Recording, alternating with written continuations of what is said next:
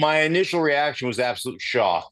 And then I started thinking, this Cowboys organization is just an absolute bleep show. And Jerry Jones, like you would not allow anybody who ran any of your other businesses to operate this way. You would fire them and burn down their house. What are you doing? You've traded away arguably the best defensive player in the National Football League for a 30-year-old defensive lineman and a couple of first round draft choices that will probably be in the late 20s. What are we doing? And, it was interesting to me because then I started seeing all the social media posts from guys like CeeDee Lamb and guys like Trayvon Diggs and, other Cowboys.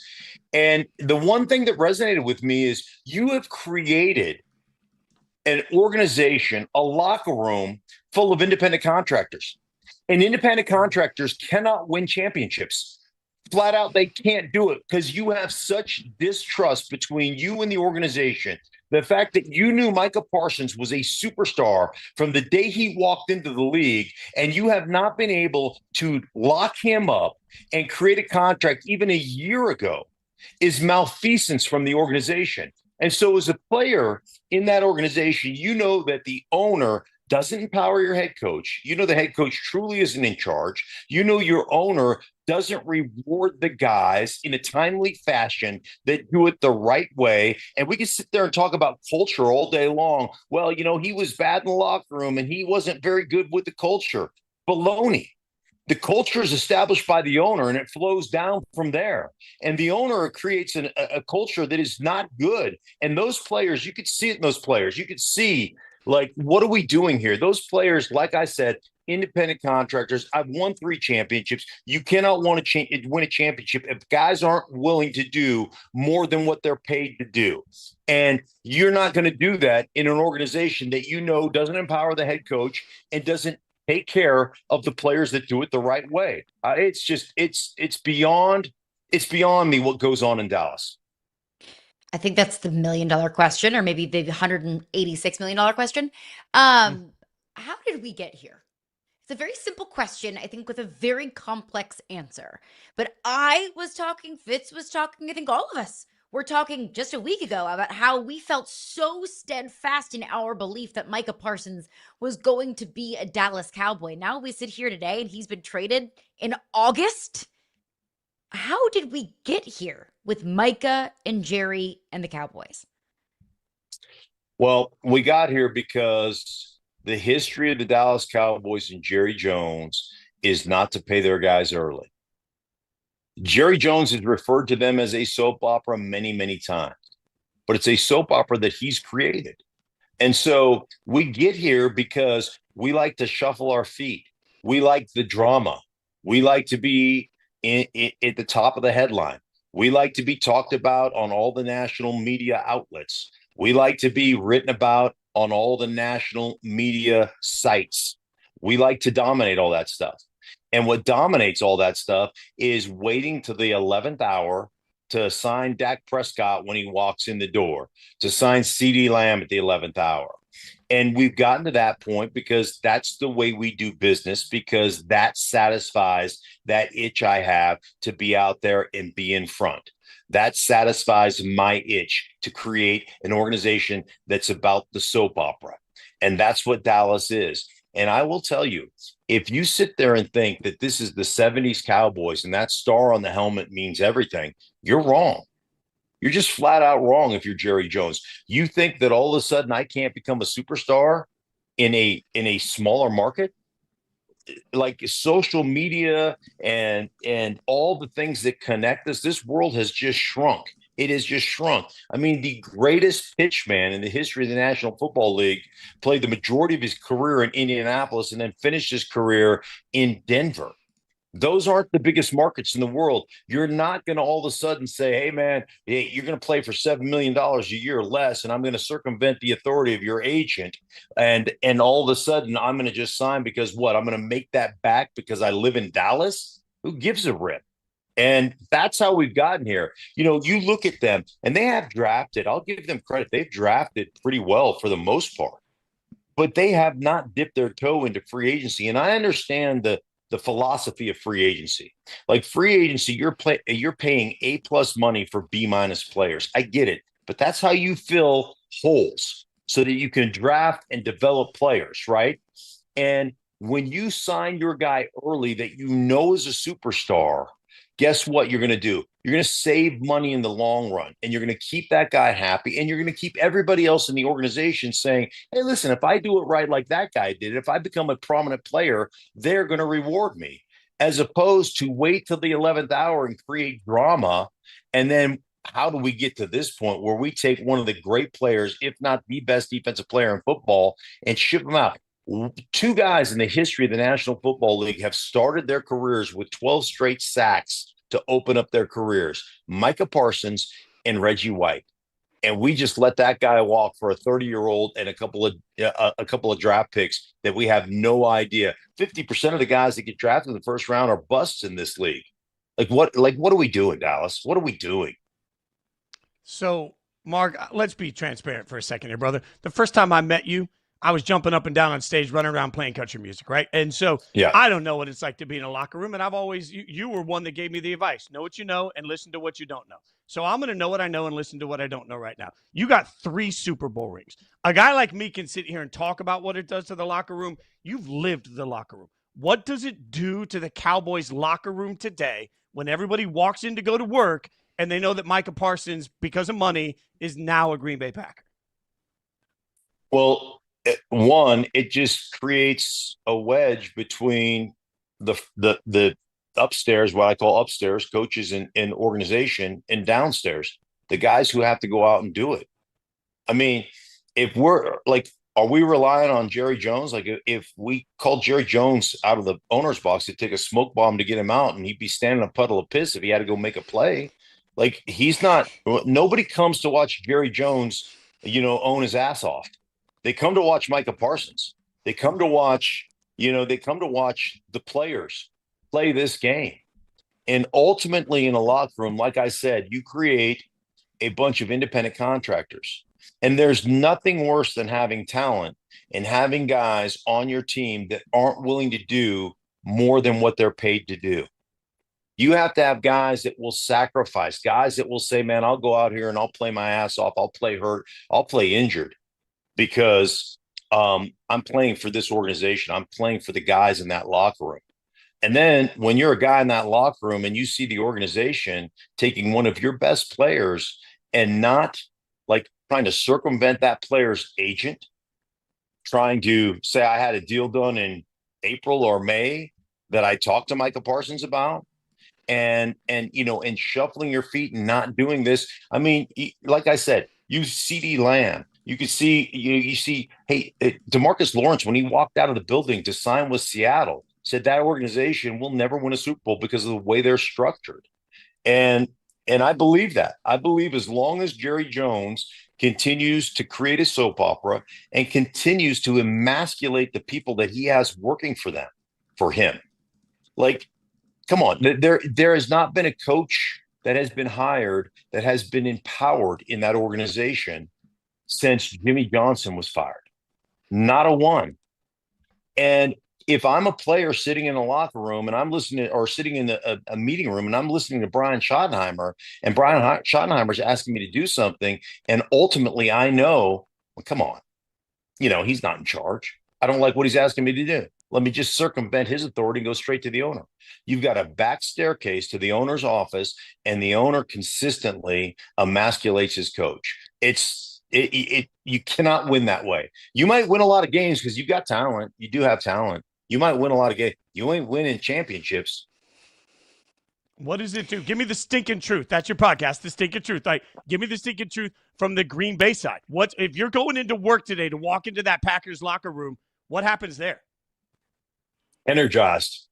Man, you look at this and say, hey, we were in a really, really tight race in the NFC North with Detroit, with Minnesota, and guess what? We just trumped them both.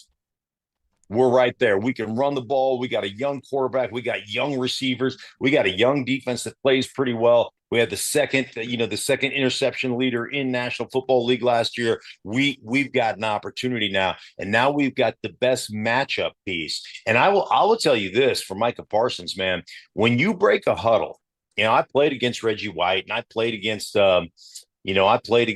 Lawrence Taylor, and I played against Warren Sapp, and I played against John Randall, and I played that's frightening. Micah Parsons is in that category. And so when you break a huddle as an offense, you have to decide on every single play. Break the huddle, break. Okay, where's number 11 and how are we accounting for number 11?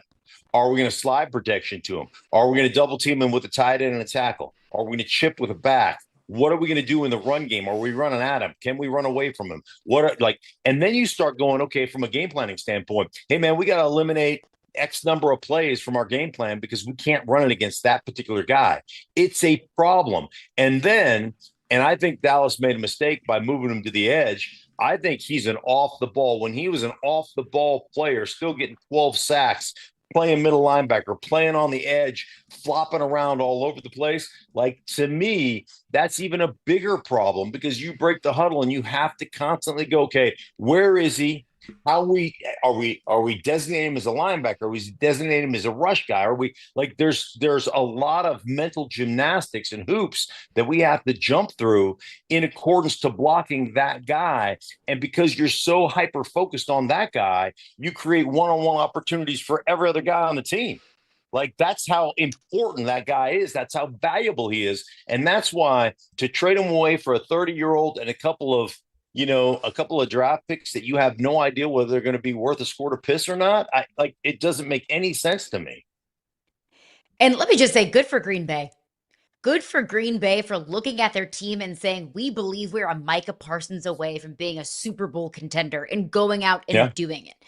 But I do want to go back to the Cowboys perspective because I think that a lot of people have said, in support of this trade that, hey, the Cowboys aren't winning Super Bowls with Micah Parsons, so what's the point of paying him all that money? I get that. I don't agree with it, but I do understand that line of thinking. But now the Cowboys are worse. You do not trade away Micah Parsons and get better. So what's the plan in Dallas? What's the plan with Dak Prescott? What's the point of paying Dak Prescott all that money? What's the point of paying CeeDee Lamb all that money if Jerry Jones can look at his team and say, we are not Super Bowl contenders, so I'm not going to pay Micah Parsons?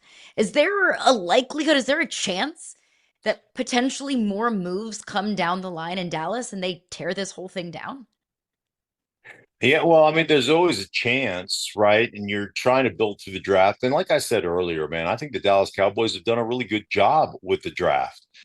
But the bottom line is you've got a quarterback that you paid a lot of money to. You've got two star receivers. Now, I think that receivers are the most dependent position in football, and I don't believe that that's the way you build championship organizations. But, there are a lot of people that get, excited about having big-time wide receivers. You've got one of the worst defenses in football, one of the worst defenses in football. You've had 3 defensive coordinators in the last 3 years. You're trying to fix that defense. Trading a superstar for a really good player who's 30 and a couple of draft picks that aren't going to affect your team this year is it's punting on the season. It's like saying, hey man, you know what? We're not going to compete this year, but maybe next year we'll compete. But what happens next year when another one of your superstars is up for a contract, or you draft a couple guys in the first round and they pan out, and you shuffle your feet and you don't get those guys signed and you don't do it early? Ultimately, you have to be willing to establish the market early because it's going to save you money late. And Dallas doesn't do that. Pretty much every other team adheres to that philosophy. Let's establish it early. We know we're going to reward our guy. It's going to have an effect in the locker room because everybody gets excited about that guy getting paid. And you have consistently shown your unwillingness to do that. And ultimately, I'll go back to the Dak Prescott contract. Remember when Dak Prescott, the news was hey, the news was he just got an offer to make him the highest paid quarterback in football, and he didn't accept it, and the negotiation went into another year. Well, that comes from the organization, right? Agents don't release that information and then not have their players sign, because there's faulty language in that organization, in that contract. There are things that really make that statement, even though it might be true on its surface, there's language in that contract that make it untrue, or to make it a situation that is untenable for the player. So agents don't release that. The organization releases that information. Why? To pit the fan base against the player. And you've seen that in Dallas, right? Good riddance. He was a bad character. He didn't meet the culture of the Cowboys organization. Well, the guy who sets the culture is Jerry Jones. He's the one setting the culture. So those are the things that go on. So when you see that information come out, like you saw with Dak Prescott several years ago, that is always released by the organization to pit the fan base against the player, as opposed to pitting the fan base against the organization. We made him the highest paid guy. We gave him a great contract offer, and he denied it. He doesn't want to play. That's what they do. And so for Micah Parsons, man, I look at Micah Parsons and say, good for you for having the balls to say, I ain't doing this. And I'm not going to let you circumvent my agent and go straight to me. That's not how it's going to work, because it should never work that way. I am of the belief.